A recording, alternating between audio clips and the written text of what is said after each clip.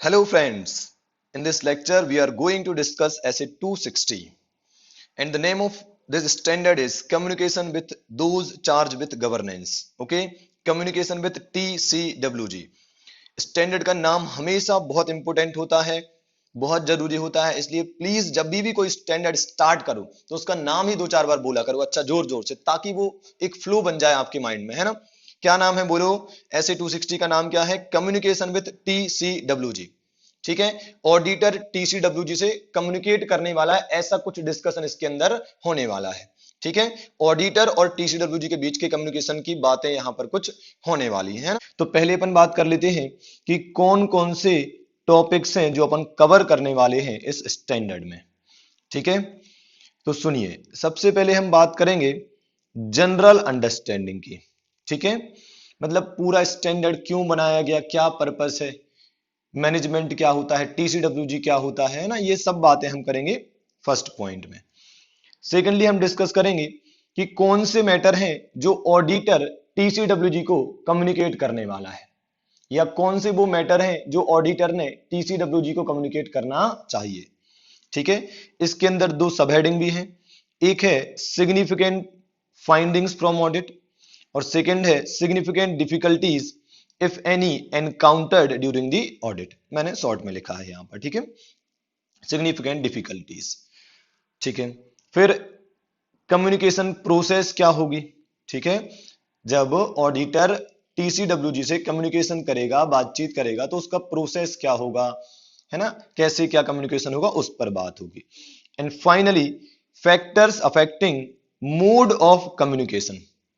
Communication किस तरीके से होगा, कितना होगा, डिटेल में होगा कि भाई कम डिटेल में होगा, है ना, प्राइमा फेसी होगा या फिर डिटेल में होगा या रिटर्न में होगा, ओरल में होगा, जो भी है वो सारी बातें अपन करेंगे। ठीक बात है। सो ये चार मेन हेडिंग्स हैं जो हमें इस स्टैंडर्ड में पढ़नी है। इन सब में सबसे ज्यादा जो इंपॉर्टेंट है वो है ये, एग्जाम में देखा जाए तो बस यही वाला जो पार्ट है हमेशा पूछा गया है, यही वाला पार्ट जो है वो एग्जाम में पूछा गया है। ठीक है, चलिए तो स्टार्ट करते हैं। आ जाते हैं फर्स्ट पॉइंट जिसमें लिखा है मैंने अंडरस्टैंडिंग। ठीक है, तो पहले एक काम करते हैं, समझ लेते हैं मैनेजमेंट क्या होता है और टीसीडब्ल्यूजी क्या होता है। ठीक है, तो सुनिएगा, पहले एक नॉर्मल अंडरस्टैंडिंग लीजिए। मैनेजमेंट में वो लोग होते हैं जो डे टू डे बिजनेस को चलाते हैं, जो एंटिटी की डे टू डे एक्टिविटीज में इन्वॉल्व होते हैं, हर दिन के कामकाज में लगे हुए हैं। और टीसीडब्ल्यूजी कौन होते हैं? जो थोड़ा सा मैनेजमेंट से ऊपर वाले लोग होते हैं, जो डे टू डे ऑपरेशंस में नहीं लगे हैं, बल्कि क्या करने में लगे हैं, वो एंटिटी के लिए पॉलिसीज बनाने में लगे हैं, एंटिटी को एक स्ट्रेटेजिक डायरेक्शन देने वाले हैं, एंटिटी आगे क्या करेगी, कौन सा नया प्रोडक्ट लाएगी, इन सब चीजों पर सोचने वाले हैं। सो सिंपल शब्दों में मैनेजमेंट छोटे लोग हैं, डे टू डे एक्टिविटीज में लगे हुए लोग हैं, और टीसीडब्ल्यूजी बड़े लोग हैं जो एंटिटी का डायरेक्शन डिसाइड करते हैं। ठीक बात है। जैसे आप किसी ऑर्गेनाइजेशन में जाइए, वहां पर एक बोर्ड ऑफ डायरेक्टर्स होता है, तो बोर्ड ऑफ डायरेक्टर्स एक टीसीडब्ल्यूजी है, और जबकि जैसे आपके फाइनेंस मैनेजर हैं, अकाउंट्स मैनेजर है, या आपका प्रोडक्शन मैनेजर है, परचेज मैनेजर, ये सब मैनेजमेंट का पार्ट हो जाते हैं, ये सब डे टू डे एक्टिविटीज में लगे हुए हैं। ठीक है, सो इसका मतलब डिसाइड कौन करता है डायरेक्शन? टीसीडब्ल्यूजी। फिर जो टीसीडब्ल्यूजी पॉलिसी बनाता है, जो भी बोलता है, उसको एग्जीक्यूट करने का काम होता है मैनेजमेंट का। ठीक बात है। तो आइए एक बार रीड करके देखते हैं क्या लिखा है। देखो क्या लिखा है, मैनेजमेंट में क्या लिखा है, persons who have executive responsibility for conduct of entities operations. Executive responsibility मतलब एंटिटी को एग्जीक्यूट करना है, ऑपरेट करना है, चलाना है। ठीक है, क्या चलाना है? एंटिटी के ऑपरेशंस चलाना है। तो ये रिस्पॉन्सिबिलिटी है जिन लोगों के हाथ में, वो मैनेजमेंट कहलाते हैं। ठीक है, अब आ जाते हैं टीसीडब्ल्यूजी में। देखो क्या लिखा है, persons responsible for supervision, control, direction. Person responsible for supervision, control and direction of an entity and who are accountable for ensuring that entity achieve its objectives। ये बड़े लोग हैं, ये सुपरविजन का काम करते हैं, ये कंट्रोल का काम करते हैं कि हमने जिन लोगों को काम सौंपा है, हमने जिस मैनेजमेंट को एग्जीक्यूशन की रिस्पॉन्सिबिलिटी दी है, वो लोग बराबर काम कर रहे हैं कि नहीं कर रहे, सारे ऑब्जेक्टिव जो एंटिटी के हमने सोचे थे वो सब अचीव हो रहे या नहीं हो रहे, है ना। सो ऐसा समझ लीजिए कि ये आपका सपोज टीसीडब्ल्यू है तो उसके नीचे कहलाइए मैनेजमेंट के लोग, समझ रहे हैं आप बात को। ये टीसीडब्ल्यू ये मैनेजमेंट, ठीक है। ये लोग डिसाइड करते हैं किस डायरेक्शन में जाना है, क्या पॉलिसी रखनी है, कौन सा नया प्रोडक्ट लाना है, इस टाइप की बात है, स्ट्रेटेजी बनाने वाला काम। और ये लोग हैं एग्जीक्यूशन वाले लोग, ठीक है। फिर मैनेजमेंट में एक और बात क्या लिखी है, who controls functioning of the entity. इनका काम क्या है, एंटिटी की फंक्शनिंग को कंट्रोल करते हैं, एंटिटी फंक्शन अच्छे से करे, बस ये इनका काम है। जैसे कि managers like purchase manager, production manager etcetera. जबकि यहां पर क्या लिखा है टीसीडब्ल्यूजी में, who controls functioning of management. Management किसकी फंक्शनिंग को कंट्रोल करता है, एंटिटी की फंक्शनिंग को, कि एंटिटी बराबर काम करे। और टीसीडब्ल्यूजी मैनेजमेंट को देखते हैं, क्योंकि टीसीडब्ल्यूजी ने काम किसको डेलीगेट करा है, मैनेजमेंट को। तो बस वो ये देखते रहते कि मैनेजमेंट बराबर ढंग से काम कर रहा है कि नहीं कर रहा है, जो उसको बोला गया था, जिस तरीके से बोला गया था वैसे काम कर रहा है या नहीं कर रहा, ठीक है। टीसीडब्ल्यूजी में क्या लिखा है, बोर्ड ऑफ डायरेक्टर्स या ऑडिट कमेटी जैसी चीजें हो सकती हैं, ठीक है। अब जैसे आप टाटा ग्रुप में जाइए, टाटा ग्रुप के बोर्ड ऑफ डायरेक्टर्स में जाइए तो वहां पर एन चंद्रशेखरन है या भास्कर भट्ट है, ये जो है एन चंद्रशेखरन, ये अब वहां के सीईओ हैं। तो ये जो मेन मेन लोग से टीसीडब्ल्यूजी है। जैसे अपन बोलते हैं ना कि कोई कंपनी बहुत ग्रो कर गया तो उसका कारण क्या है, चाहे वो एचडीएफसी बैंक हो या कोई भी बड़ा ग्रुप हो, रिलायंस हो जिसमें मुकेश अंबानी जी हैं, तो कोई तो एक पर्सन होता है या दो तीन पर्सन होते हैं जो उस एंटिटी को बहुत आगे ले जाते हैं, समझ रहे हैं आप बात को। उस एंटिटी की स्ट्रेटेजी डिसाइड करके उसमें नई नई चीजें करते रहते हैं। जैसे कि मुकेश अंबानी का जियो लाने का काम है ना, जबकि मुकेश अंबानी जी तो टेलीकम्युनिकेशन में थे ही नहीं, वो तो उनके भाई थे अनिल अंबानी जी, है ना। तो जो मेन लोग हैं जो एंटिटी के डायरेक्शन को डिसाइड करते हैं वो हो जाते हैं आपके टीसीडब्ल्यूजी, है ना। एक और तरीके से हम बोल सकते हैं जो पॉलिसी मेकिंग का काम है, ये उल्टा लिखा है यहां पर, इसको ठीक कर देता हूं। पॉलिसी बनाने वाले कौन लोग हुए, टीसीडब्ल्यूजी। पॉलिसी मेकिंग का काम किसका है, टीसीडब्ल्यूजी का। पॉलिसी को इंप्लीमेंट करने का काम किसका है, इंप्लीमेंटेशन, ठीक है। ये काम है मैनेजमेंट का, ठीक है। सो अगर एग्जाम में कभी आए तो केवल ये जो फर्स्ट वाला डिफरेंस लिखा है ये आप लिख सकते हैं, ठीक है। ये किताबी वाला डिफरेंस है, बुकिश डिफरेंस है, और बाकी मैंने आपकी अंडरस्टैंडिंग के लिए ये सब लिखा है। सो कुल मिलाकर इतना तो समझ में आ गया कि एंटिटी में जो बड़े लोग होते हैं, जो हायर लेवल वाले लोग होते हैं, दे आर टीसीडब्ल्यूजी। और जो एग्जीक्यूटिव या फिर डे टू डे एक्टिविटीज में लगे हुए हैं या जो एंटिटी के बिजनेस की डे टू डे एक्टिविटीज को ऑपरेट करने में लगे हुए हैं, वो लोग कौन है, मैनेजमेंट वाले हैं, ठीक बात है। तो सोचो अगर मुझे मैनेजमेंट की कंप्लेंट करनी है तो किससे करूंगा मैं, टीसीडब्ल्यूजी से। क्यों, क्योंकि वो उसके ऊपर वाले लोग हैं। ऐसा समझ लो मैनेजमेंट छोटा भाई, टीसीडब्ल्यूजी बड़ा भाई। छोटा भाई गलती करेगा तो उसके बड़े भाई से हम बोलेंगे, ठीक है, डन। अब एक और बात कर लेते हैं यहीं पर, ऐसे का नाम क्या है, communication with those charge with governance. इस कम्युनिकेशन का मतलब पता है क्या है, इसका मतलब यह है कि जो आपका ऑडिटर है उसको कम्युनिकेशन करना है, किससे, टीसीडब्ल्यूजी से, ठीक है। क्या करना है, कम्युनिकेशन करना है। क्यों करना है सर बताइए, क्या हो जाएगा कम्युनिकेशन करने से, तो सुनिएगा ध्यान से। देखिए क्या होता है, टीसीडब्ल्यूजी में सबसे बड़े लोग होते हैं, तो इनके हाथ में पता है क्या होता है, इनके हाथ में एंटिटी का सब कुछ होता है। इनको एंटिटी की बड़ी से बड़ी बारीक से बारीक बातें पता होती हैं कि एंटिटी में क्या चल रहा है, क्या नई एंटिटी को ऑब्जर्व करने का मतलब एक्वायर करने का प्लान चल रहा है, कुछ सेल करने का प्लान चल रहा है, कुछ भी अगर होने वाला है बड़ा सा, वो सब कुछ टीसीडब्ल्यूजी को ही पता होता है ना। या फिर टीसीडब्ल्यूजी को ये भी पता होगा कि मैनेजमेंट वाले कहां फ्रॉड कर सकते हैं, थोड़ा बहुत आइडिया तो हो ही जाता है। उन्हें ये भी पता होता है कि कौन सी ब्रांचेस में प्रॉब्लम्स हो सकती है, कौन से एरियाज में, कौन से रीजन में प्रॉब्लम हो सकती है। तो टीसीडब्ल्यूजी को बहुत सीक्रेट नॉलेज होते हैं जो एंटिटी के बारे में होते हैं। तो अगर आप टीसीडब्ल्यूजी से बात करेंगे ना तो आप बहुत अच्छा ऑडिट कर पाएंगे, समझ रहे हैं। क्योंकि टीसीडब्ल्यूजी को सब कुछ पता है एंटिटी के बारे में, मोस्टली जो बड़ी बड़ी बातें वो तो पता है ही।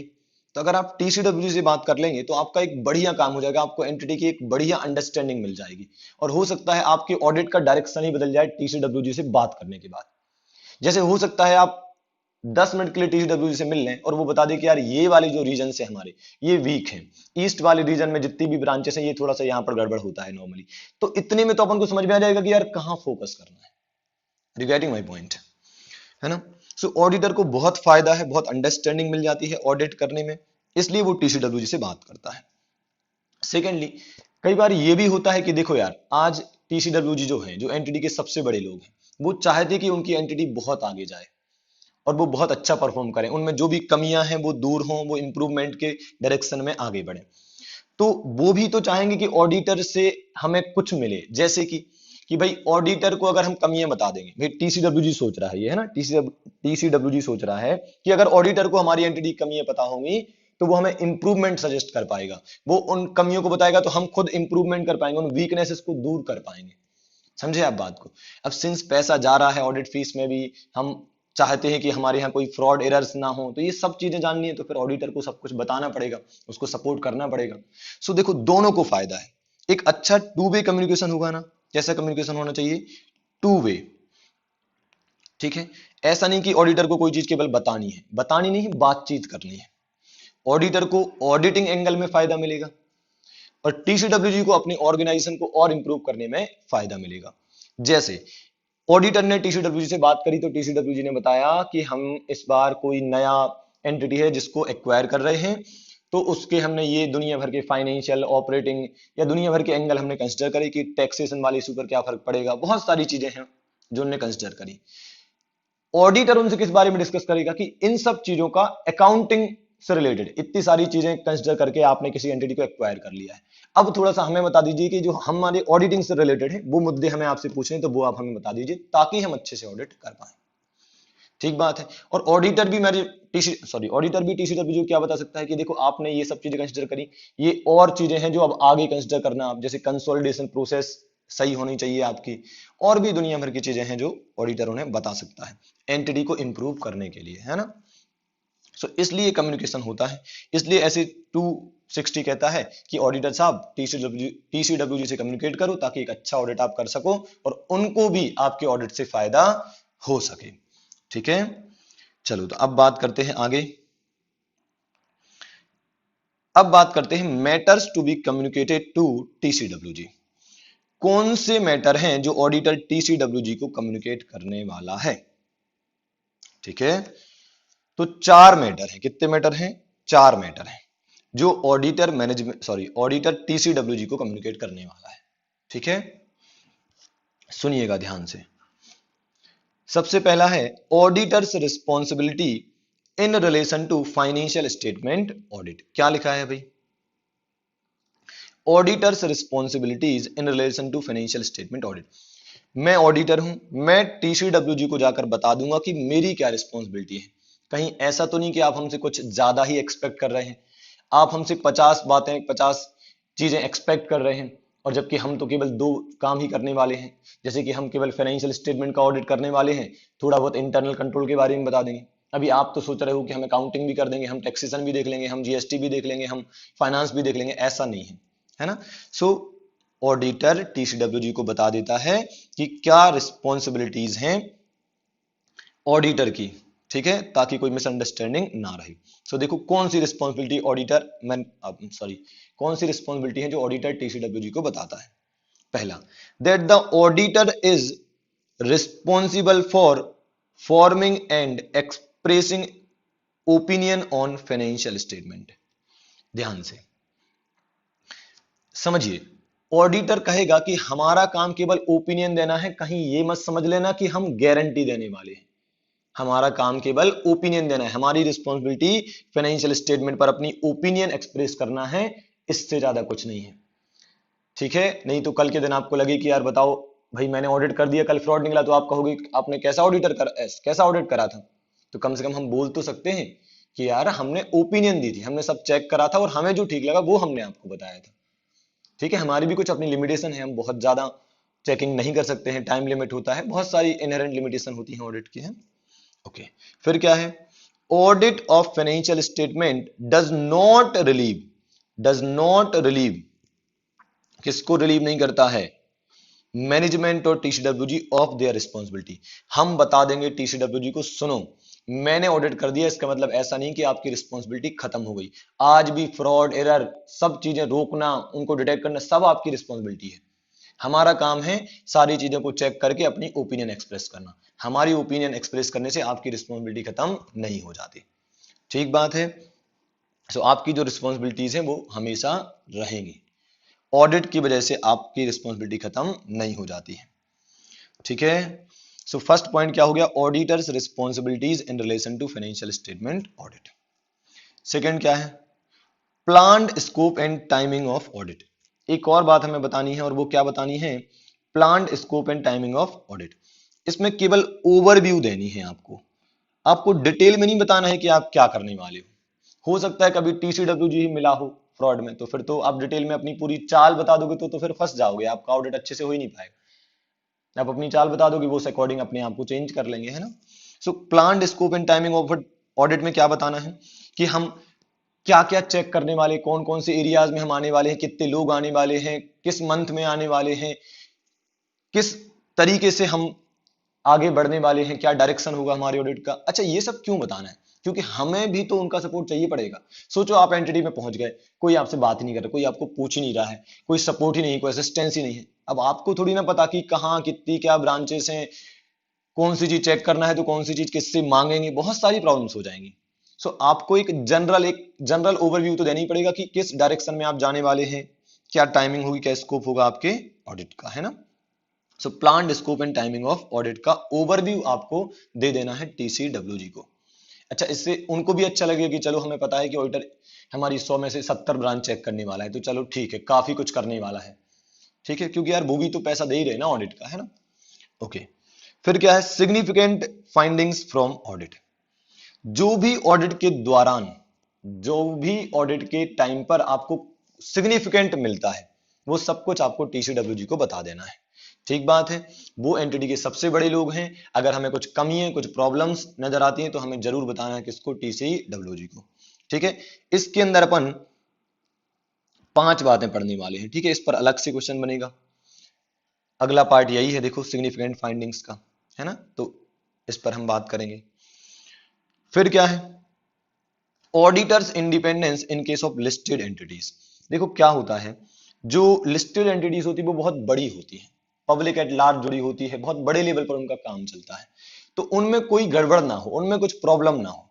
इसलिए ऐसे ने क्या बोल दिया कि सुनो ऑडिटर, अगर लिस्टेड कंपनी का ऑडिट करने जाओगे ना, तो टीसीडब्ल्यूजी को एक बात और बता देना, और वो ये है कि आप प्रॉपरली बता देना टीसीडब्ल्यूजी को कि आप पूरी तरह से इंडिपेंडेंट हो एंटिटी से, ताकि टीसीडब्ल्यूजी को इस बात का एश्योरेंस मिल जाए कि जो ऑडिटर ऑडिट करने आया है वो इंडिपेंडेंट है, वो बहुत अच्छे से ऑडिट हमारा कर देगा।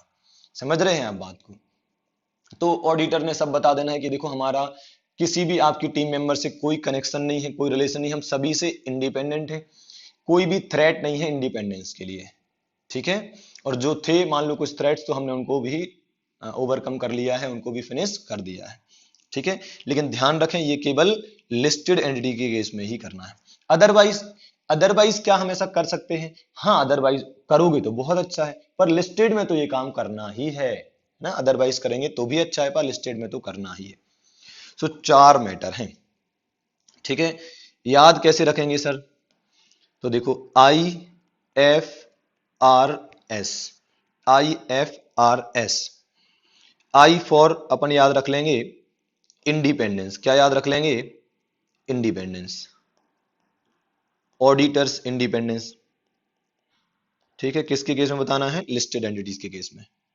ठीक है। एफ से क्या याद रख लेंगे, फाइंडिंग्स।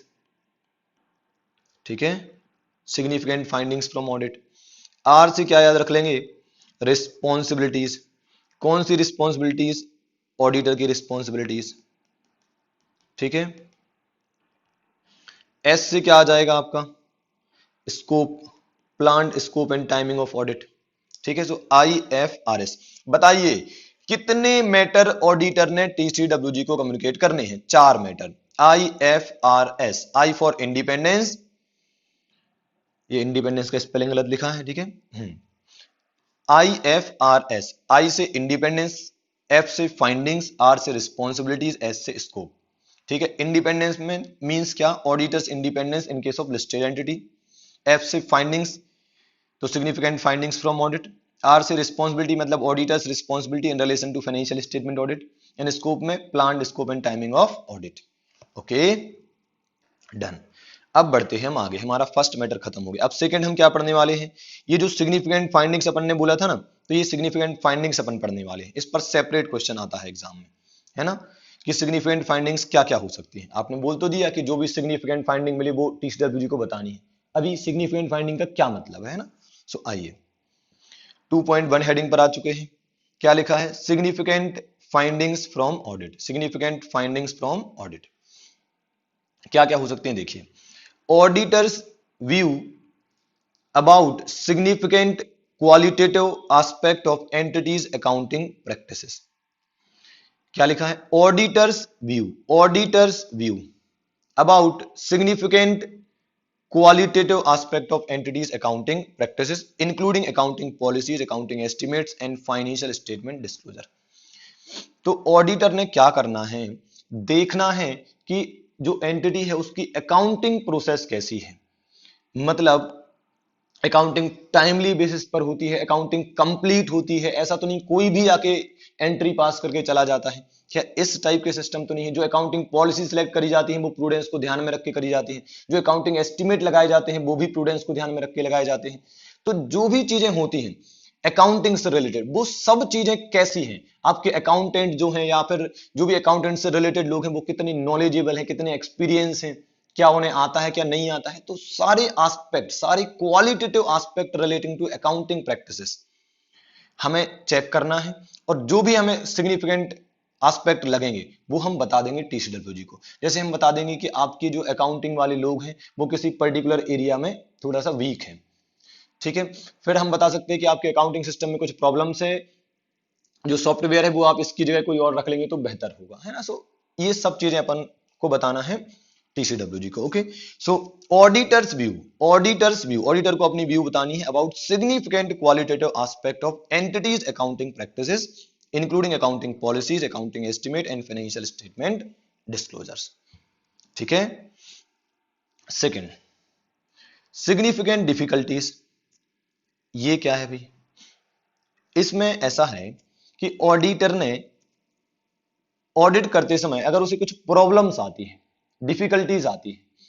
क्या डिफिकल्टीज आएंगी सर ऑडिटर को, जैसे कि ऑडिटर ने मैनेजमेंट से कोई इंफॉर्मेशन मांगी, मैनेजमेंट ने वो इंफॉर्मेशन दी नहीं, देने को तैयार नहीं, या फिर इंफॉर्मेशन प्रोवाइड तो करता है मैनेजमेंट पर बहुत देरी से प्रोवाइड करता है, दुनिया भर की रेस्ट्रिक्शन हम पर लगाता है। तो अगर इस टाइप की कोई डिफिकल्टीज आती हैं तो हम जरूर बताएंगे टीसीडब्ल्यूजी को। हम कहेंगे सुनो आपका जो मैनेजमेंट है वो हमें ऑडिट करने में असिस्ट नहीं करता है, असिस्ट नहीं कर रहा है, उसने बहुत सारी प्रॉब्लम्स हमें क्रिएट करी है। तो वो सब हम एक तरीके से कंप्लेन टाइप की कर देंगे, किससे, टीसीडब्ल्यूजी से, है ना। सो सिग्निफिकेंट फाइंडिंग में पहला क्या हो गया, auditors view about significant qualitative aspect of entities accounting practices. दूसरा क्या होगा, significant difficulties if any encountered during the audit. जरूरी नहीं कि डिफिकल्टीज आए, अगर आएंगी तो हम बता देंगे, नहीं आएंगी तो कोई बात नहीं, ठीक है। फिर unless all of TCWG are involve in managing the entity. इसका मतलब ये हुआ कि कभी कभी क्या होता है, कुछ एंटिटीज में टीसीडब्ल्यूजी और मैनेजमेंट एक ही होता है। नॉर्मली ऐसा छोटे ऑर्गेनाइजेशन में होता है जहां पर टीसीडब्ल्यूजी, मैनेजमेंट, ओनर हर कोई वही होता है। जैसे मान लीजिए कोई पर्सन है जिसने कोई प्रोप्राइटरशिप बिजनेस ओपन किया है, मतलब प्रोप्राइटरशिप फर्म बना के कोई बिजनेस स्टार्ट किया है, तो उसमें वही ओनर है, वही मैनेजमेंट है, वही टीसीडब्ल्यूजी है, वही एम्प्लॉय भी, सब कुछ वही है।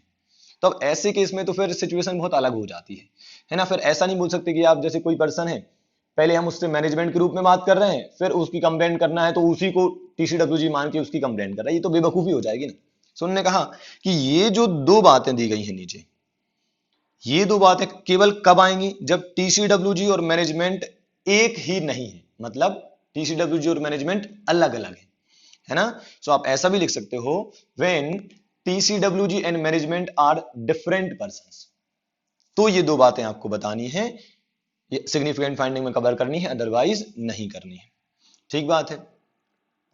तो जैसे अलग अलग की बात करें तो आपने देखा होगा कई बार कोई स्कूल है, जैसे कोई ट्रस्ट चला रही होती है, तो स्कूल में जो प्रिंसिपल हैं और दो चार लोग हैं वो स्कूल को मैनेज कर रहे होते हैं, और जो वो ट्रस्ट होती है जो उस स्कूल को चला रही है वो कहलाते हैं उसके कौन, उसके टीसीडब्ल्यूजी कहलाते हैं। तो अब देखो टीसीडब्ल्यूजी अलग है, वो ट्रस्ट है, और स्कूल को मैनेज करने वाले लोग स्कूल के अंदर रहते हैं, कुछ लोग वो चला रहे हैं स्कूल को। तो अगर अलग अलग है तो ठीक है, अगर अलग अलग नहीं है तो फिर सिचुएशन अलग हो जाती है ना, मतलब एक ही है तो फिर तो सिचुएशन ही पूरी अलग हो गई। सो ये दो बातें तब आपको टीसीडब्ल्यूजी को बतानी है when TCWG and management are different persons, है ना। So unless all of TCWG are involve in managing the entity, अब पूरे के पूरे टीसीडब्ल्यूजी ही मैनेज कर रहे हैं एंटिटी को, तो फिर तो दोनों सेम हो गए, तो फिर क्या मैनेजमेंट को बताओ क्या टीसीडब्ल्यूजी को, दोनों एक ही तो है ना। सो significant matters if any arising from audit that were discussed with management, अगर कोई significant matter है जो डिस्कस किया गया था मैनेजमेंट से, अगर कोई significant matter है जो डिस्कस किया जा रहा है मैनेजमेंट से, डिस्कस किया गया था या किया जा रहा है, तो उस significant matter को हम टीसीडब्ल्यूजी को भी बता देंगे। ठीक है कि ये वाली बात है जिसको हमने मैनेजमेंट से डिस्कस किया था, हम आपको ही बता देते हैं उनका क्या कहना था इस बारे में, जो भी है। ठीक है, और written representation the auditor requesting, तो टीसीडब्ल्यूजी को ये भी बता देगा ऑडिटर की, देखो हम आपके मैनेजमेंट से और आप लोगों से ये बातें लिखवा कर लेना चाहते हैं। रिटर्न रिप्रेजेंटेशन आपने सुना होगा, पूरा ऐसे 580 जो है वो रिटर्न रिप्रेजेंटेशन पर ही है। एक रिटर्न एक्नॉलेजमेंट हम एंटिटी वालों से लेते हैं कि लिख कर दो कि आपने हमसे कुछ छुपाया नहीं है, सारी बातें बता दी हैं, है ना, सारी रिस्पॉन्सिबिलिटीज आपने अपनी पूरी कर दी, इस टाइप की कुछ बातें, है ना। सो अगर कोई सिग्निफिकेंट मैटर है जो मैनेजमेंट से डिस्कस किया जा चुका है या किया जा रहा है तो वो हम टीसीडब्ल्यूजी को बताएंगे, और रिटर्न रिप्रेजेंटेशन जो हम मैनेजमेंट और टीसीडब्ल्यूजी दोनों से मांगने वाले हैं कि हमें क्या क्या लिखवा कर चाहिए, वो भी हम टीसीडब्ल्यूजी को बता देंगे। ठीक है, देखते हैं टीसीडब्ल्यूजी वाले एग्री होते हैं कि नहीं होते हैं वो पर्टिकुलर रिटर्न रिप्रेजेंटेशन देने के लिए, है ना। लेकिन ये सब काम केवल कब करने हैं, ये दोनों काम केवल कब करने हैं, जब टीसीडब्ल्यूजी अलग है और मैनेजमेंट अलग है। ठीक है, तो ऐसा ध्यान रखिए आप, एक सेकंड यहां लिखता हूं मैनेजमेंट। ठीक है, ये दोनों अलग अलग है, ये ऊपर वाले लोग हैं, ये नीचे वाले लोग हैं। तो अगर मैं कोई मैटर इनसे डिस्कस कर रहा हूं तो वो अगर सिग्निफिकेंट मैटर है तो वही मैं टीसीडब्ल्यूजी को भी बता दूंगा। फिर अगर मैं रिटर्न रिप्रेजेंटेशन मैनेजमेंट से कुछ मांग रहा हूं तो उसमें जो लिखवा कर लेने वाला हूं वो मैं टीसीडब्ल्यूजी को भी बता दूंगा। ठीक है, लेकिन ऐसा कब करना है, जब ये दोनों अलग अलग हो। Okay, done. फिर ये पॉइंट नया ऐड हुआ था, है ना, ऐसे रिवाइज हुआ था तो उसमें ये पॉइंट आया था, क्या है ये, circumstances that affect the form and content of audit report, form and content of audit report. देखिए क्या होता है, कई बार ना ऑडिट रिपोर्ट का फॉर्मेट चेंज हो जाता है थोड़ा बहुत। क्यों सर, क्यों चेंज हो जाता है, क्योंकि कुछ ऐसे पैराग्राफ हैं जो ऑडिट रिपोर्ट में कभी आ भी सकते हैं और कभी नहीं भी आ सकते हैं।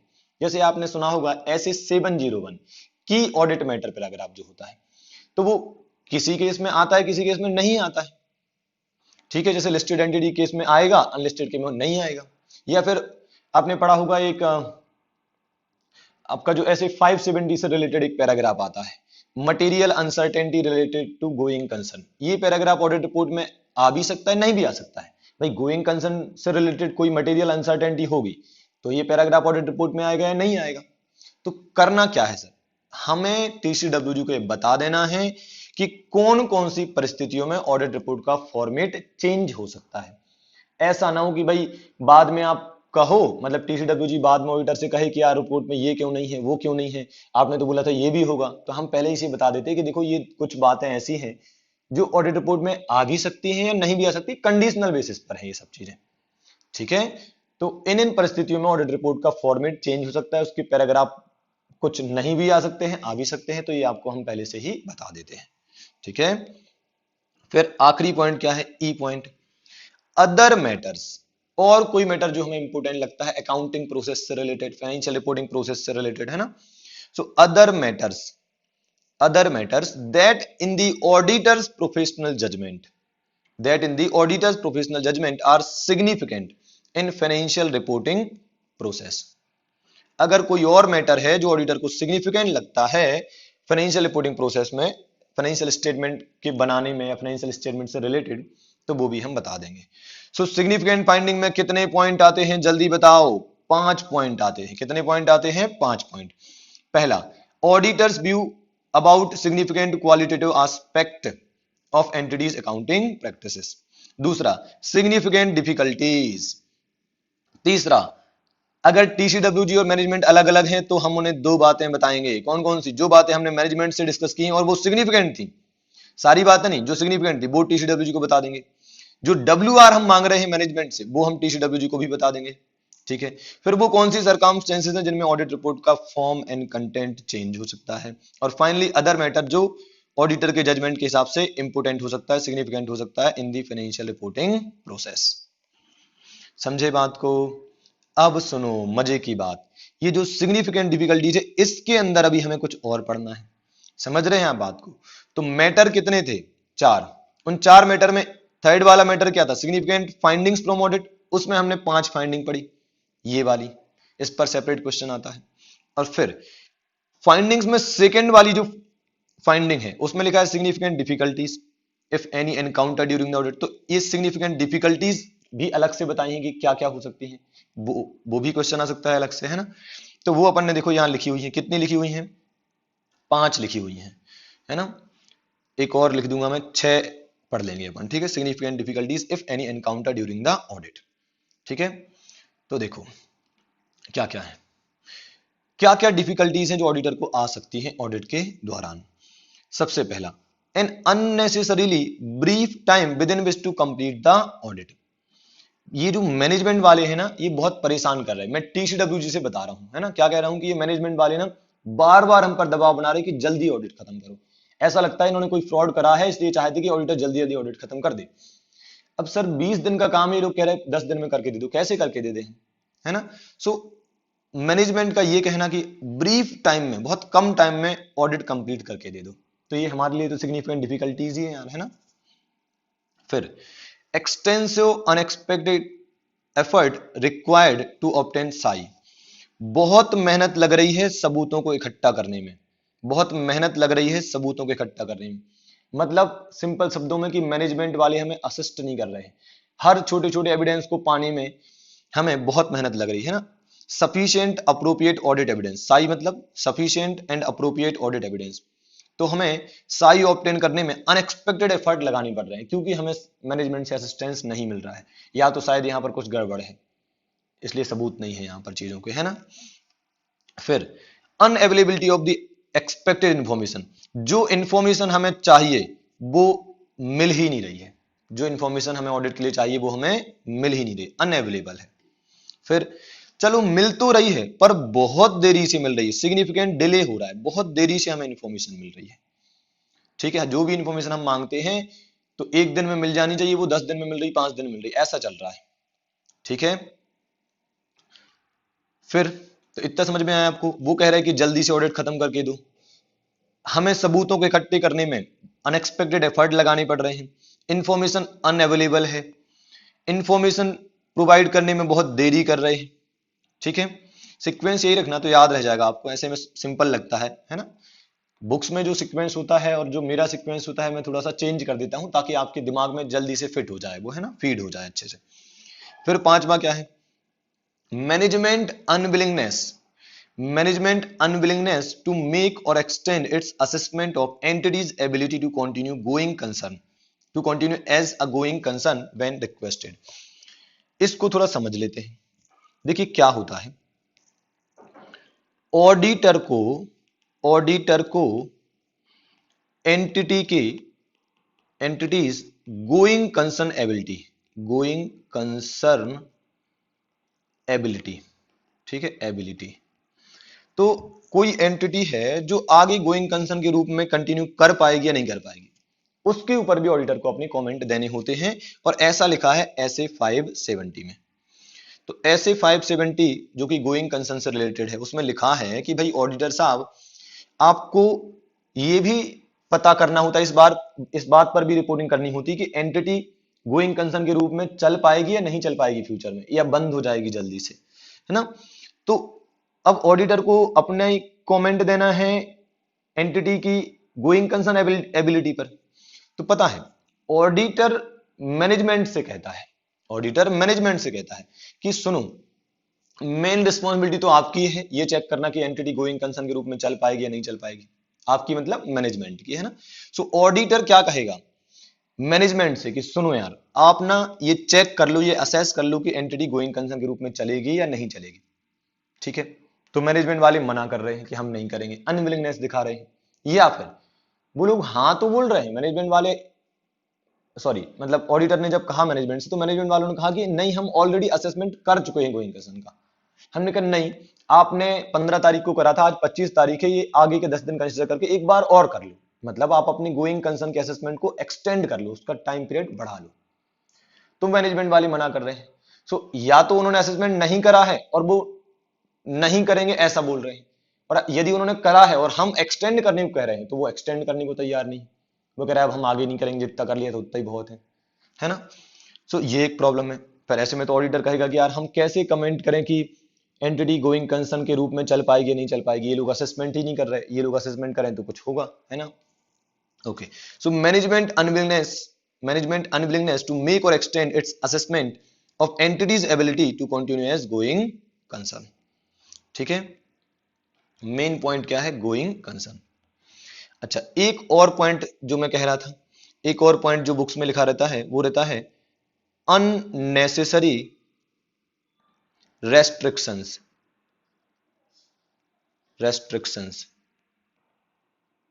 ठीक है, by management. So management unnecessary restrictions लगा रहा है, ये चेक मत करो, वो चेक मत करो, ऐसे मत करो, वैसे मत करो, है ना। सो स्कोप अफेक्ट होता है ऑडिटर का ऐसे में कि यार मैं कुछ चेक ही नहीं कर पा रहा तो कैसे अपनी ओपिनियन दूंगा, है ना। सो अननेसेसरी रेस्ट्रिक्शन लगा रहा है। तो मेरे हिसाब से आप इजीली बता दोगे कौन कौन सी सिग्निफिकेंट डिफिकल्टीज है दैट ऑडिटर में हैव टू फेस, है ना।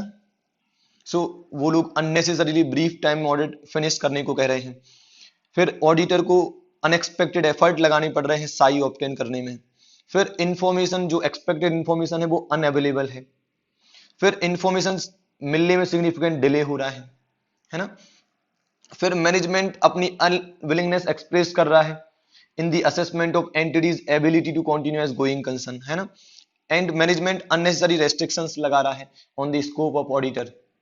ठीक है, सो आपको ना इतना इंग्लिश वर्ड भी अगर आपको पता है बस छोटे छोटे से, फिर बाकी सब ग्रामर चलता है, ऐसे ही आपको हर बार बोलना है।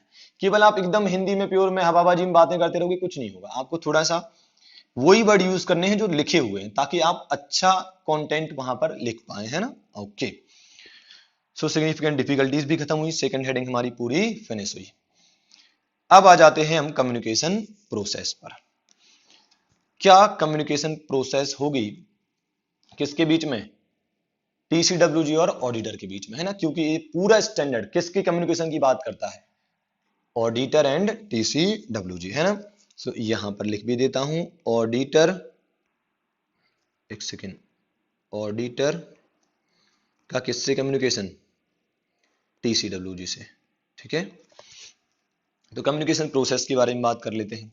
क्या लिखा है देखिए, auditor shall communicate the form, timing and expected general content of communication with TCWG.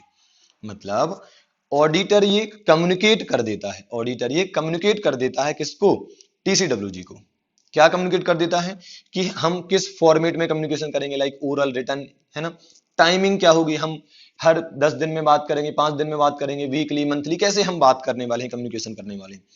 फिर किन किन मुद्दों पर जनरली हम बात करने वाले हैं, ये एक रफ आइडिया जो है वो ऑडिटर जो एक रफ आइडिया है वो ऑडिटर टीसीडब्ल्यूजी को प्रोवाइड कर देता है। ठीक है, और क्यों नहीं करेगा यार, उन्हीं लोगों के लिए तो ऑडिट कर रहे हैं आप, उन्हीं से हमें फीस मिलना है। वो अलग बात है कि शेयर होल्डर से मिलती है, पर अधिकतर बार आप देखो कि जो मेन होता है पर्सन, चीफ पर्सन होता है, वो शेयर होल्डर भी होता है एंटिटी का, है ना। जैसे मुकेश अंबानी जी हैं तो भाई उनकी शेयर होल्डिंग सबसे ज्यादा है एंटिटी में, और वो सीईओ और मैनेजिंग डायरेक्टर भी है एंटिटी के, है ना। ओके, ठीक है, सो ऑडिटर ने क्या कम्युनिकेट कर देना है, form, timing and expected general content of communication with TCWG. ठीक है, तो कम्युनिकेशन प्रोसेस में पहली बात क्या है कि आपको ये सब बातें कम्युनिकेट कर देनी है टीसीडब्ल्यूजी को। ठीक है, secondly, various forms of communication में बी क्लासिफाइड। कौन कौन से कम्युनिकेशन हो सकते हैं, कैसे कैसे कम्युनिकेशन हो सकते हैं, oral, written, detailed, summarised, structured, unstructured. Structured मतलब एक फॉर्मल फॉर्म में, अनस्ट्रक्चर्ड मतलब एक इनफॉर्मल फॉर्म में, है ना। नॉर्मली बड़ी एंटिटीज में तो स्ट्रक्चर्ड फॉर्म में ही होता है, सिस्टमेटिक फॉर्म में ही होता है ना। ऐसे कैसे तो भी नहीं होता है कम्युनिकेशन, सिस्टमेटिक वे में होता है तो उसे स्ट्रक्चर्ड कहते हैं। फिर auditor shall communicate in writing, in writing, auditor shall communicate in writing with TCWG. अच्छा, ऑडिटर को राइटिंग में बात करनी, ओरल बात नहीं करनी, नहीं नहीं ऐसा नहीं। कौन सी बात राइटिंग में करने को बोलेगा, वो जो ज्यादा इंपॉर्टेंट होंगी, है ना। सो देखो, auditor shall communicate in writing with TCWG regarding significant findings, regarding significant findings from audit when oral communication is not adequate। ठीक है, तो सिंपल शब्दों में ऑडिटर ने सिग्निफिकेंट फाइंडिंग अगर कुछ है तो उनको टीसीडब्ल्यूजी से डिस्कस करना है रिटर्न में, है ना। और स्पेशली तब जब ऑडिटर को लगता है कि यार ओरल कम्युनिकेशन से बात नहीं बनेगी, कोशिश करो कि आप रिटर्न में ही कम्युनिकेशन करो, सिग्निफिकेंट मुद्दे हैं या सिग्निफिकेंट फाइंडिंग्स हैं। जनरल सिंपल बात है तो ठीक है, आप ओरल भी कर सकते हैं, है ना। फिर auditor communicate in writing, again auditor को राइटिंग में ही कम्युनिकेशन करना है। कब? अगर आप अपने इंडिपेंडेंस के बारे में बात करने वाले हैं तो, ठीक है, क्योंकि इंडिपेंडेंस जितना ज्यादा होगा उतने अच्छे तरीके से ऑडिटर ऑडिट कर पाता है। तो इंडिपेंडेंस एक बड़ा मैटर है ऑडिट के समय पर। अगर ऑडिटर इंडिपेंडेंट नहीं हुआ तो उस ऑडिट का कोई मतलब ही नहीं है। सो सिंस ये एक इंपॉर्टेंट मैटर है, अगर इस बारे में आप टीसीडब्ल्यूजी कुछ बताने वाले हैं तो प्लीज राइटिंग में ही कम्युनिकेट करिए, है ना। अदरवाइज भले ही आप ओरल में कम्युनिकेट करें। फिर टाइमली बेसिस पर कम्युनिकेट करना है, ठीक है। टाइमली बेसिस मतलब आपने डिसाइड कर लिया कि वीकली करेंगे तो वीकली ही करो, है ना। ऐसा कभी तो भी करोगे तो हो सकता है कि तब प्रॉपर कम्युनिकेशन ना हो, है ना। फिर auditor shall evaluate, auditor evaluate करेगा whether two way communication has been adequate. Check कर लेना कि जो टू वे कम्युनिकेशन है ऑडिटर और टीसीडब्ल्यूजी के बीच में वो बराबर हो रहा है कि नहीं हो रहा है। क्योंकि देखो, ऑडिटर जानता है कि अगर टीसीडब्ल्यूजी से प्रॉपर कम्युनिकेशन नहीं हुआ तो ऑडिट अच्छे से नहीं हो पाएगा। तो इसलिए उसने ये एवेल्युएट करना होता है कि मेरे और टीसीडब्ल्यूजी के बीच में प्रॉपर कम्युनिकेशन हुआ है या हो रहा कि नहीं हो रहा, है ना। टू वे कम्युनिकेशन होना चाहिए, ठीक है, डन। तो ये होगी आपकी कम्युनिकेशन प्रोसेस। ये कभी एग्जाम में पूछी नहीं गई है, कुछ जनरल बातें हैं, ये हो सकता है कभी कहीं काम में आ जाए, है ना। ठीक है, तो चलिए अब अपन फोर्थ हेडिंग की बात करते हैं, इस स्टैंडर्ड की लास्ट हेडिंग। ठीक है, क्या लिखा है? Factors governing modes of communication of auditor with TCWG. तो जो टीसीडब्ल्यूजी और ऑडिटर के बीच का कम्युनिकेशन होता है वो किन किन फैक्टर से अफेक्ट होगा। तो ऐसे समझिए कि कम्युनिकेशन ओरल भी हो सकता है, रिटर्न भी हो सकता है। तो बताइए कब ओरल होगा, कब रिटर्न होगा। फिर कम्युनिकेशन डिटेल में भी हो सकता है, समराइज भी हो सकता है। तो कब डिटेल में होगा, कब समराइज होगा। फिर कम्युनिकेशन स्ट्रक्चर्ड या सिस्टमेटिक वे में भी हो सकता है, या फिर अनसिस्टमेटिक या अनस्ट्रक्चर्ड वे में भी हो सकता है। समझे आप बात को। तो कब कैसा कम्युनिकेशन होगा दोनों के बीच में, किन फैक्टर्स पे डिपेंड करता है, वो हमें पढ़ना है। तो याद रखने के लिए मैंने हैंड रिटन फॉर्म में आपको यहां पर सब कुछ लिख कर दे दिया है, ठीक है, ये है ना। और यहां पर पूरा पूरा मैटर लिखा हुआ है, तो यहां से मैं आपको समझा देता हूं, फिर आपको यहां बता दूंगा कि मैंने किस तरीके से लिखा है कि आपको याद भी हो जाए, है ना। तो देखिए भाई, सबसे पहले लिखा है size, operating structure, control environment and legal structure of the entity. Entity कैसी है, बड़ी एंटिटी है या छोटी एंटिटी है, उसका लीगल स्ट्रक्चर क्या है, वो कंपनी है, प्रोप्राइटरशिप है, वहां का कंट्रोल एनवायरनमेंट कैसा है, ये सब चीजें। अभी कोई बड़ी एंटिटी होगी तो वहां पर कम्युनिकेशन नॉर्मली फॉर्मली होता है, रिटर्न में ही होता है, डिटेल में ही होता है, ऐसी कुछ बातें हो सकती हैं।